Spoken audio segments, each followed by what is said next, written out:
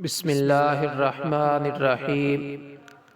حضرت عبداللہ بن عمر رضی اللہ تعالی عنہ نبی اکرم صلی اللہ علیہ وسلم کا ارشاد نقل کرتے ہیں کہ اسلام کی بنیاد 5 ستونوں پر ہے۔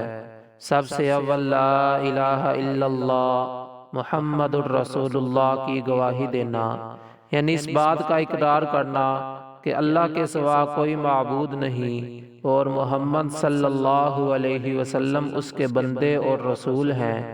اس کے بعد نماز کا قائم کرنا، زکوٰۃ ادا کرنا، حج کرنا، رمضان المبارک کے روزے رکھنا۔ یہ پانچوں چیزیں ایمان کے بڑے اصول اور اہم ارکان ہیں۔ نبی اکرم صلی اللہ علیہ وسلم نے اس پاک حدیث میں بطور مثال کے اسلام کو ایک خیمہ کے ساتھ تشبیہ دی ہے جو 5 ستونوں پر قائم ہوتا ہے۔ حضرت عبداللہ بن مسعود رضی اللہ تعالی عنہ کہتے ہیں کہ میں نے رسول اللہ صلی اللہ علیہ وسلم سے دریافت کیا کہ اللہ تعالی شانہ کے یہاں سب سے زیادہ محبوب عمل کون سا ہے؟ ارشاد فرمایا کہ نماز۔ میں نے عرض کیا کہ اس کے بعد کیا ہے؟ ارشاد فرمایا کہ والدین کے ساتھ حسن سلوک۔ میں نے عرض کیا کہ اس کے بعد کون سا ہے؟ ارشاد فرمایا جہاد۔ ملا علی قاری رحمۃ اللہ علیہ فرماتے ہیں کہ اس حدیث میں علماء کے ایک قول کی دلیل ہے کہ ایمان کے بعد سب سے مقدم نماز ہے۔ اس کی تائید اس حدیث صحیح سے بھی ہوتی ہے جس میں ارشاد ہے الصلاۃ خیر موضوع، یعنی بہترین عمل جو اللہ تعالیٰ نے بندوں کے لیے مقرر فرمایا وہ نماز ہے۔ اور احادیث میں کثرت سے یہ مضمون صاف اور صحیح حدیثوں میں نقل کیا گیا ہے کہ تمہارے سب اعمال میں سب سے بہتر عمل نماز ہے۔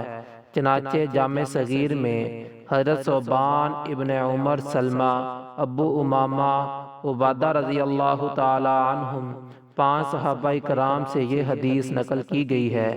اور حضرت ابن مسعود رضی اللہ تعالی عنہ، حضرت انس رضی اللہ تعالی عنہ سے اپنے وقت پر نماز کا پڑھنا افضل ترین عمل نقل کیا گیا ہے۔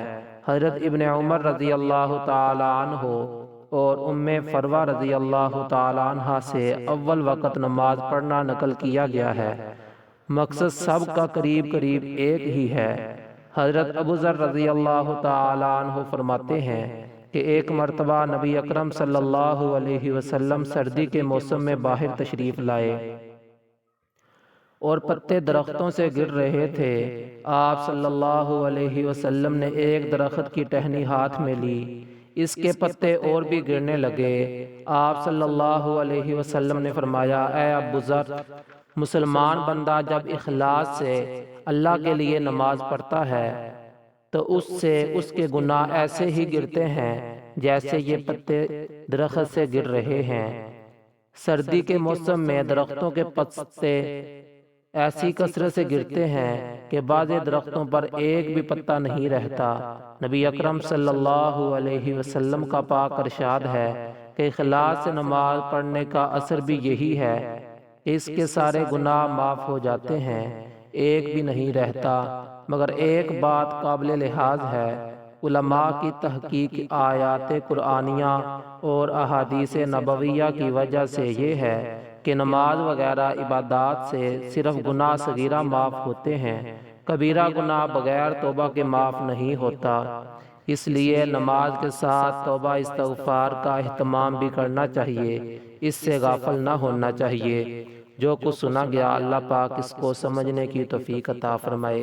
اگر آپ کو ہماری ویڈیو پسند آئے تو ہمارے چینل کو سپورٹ کیجیے۔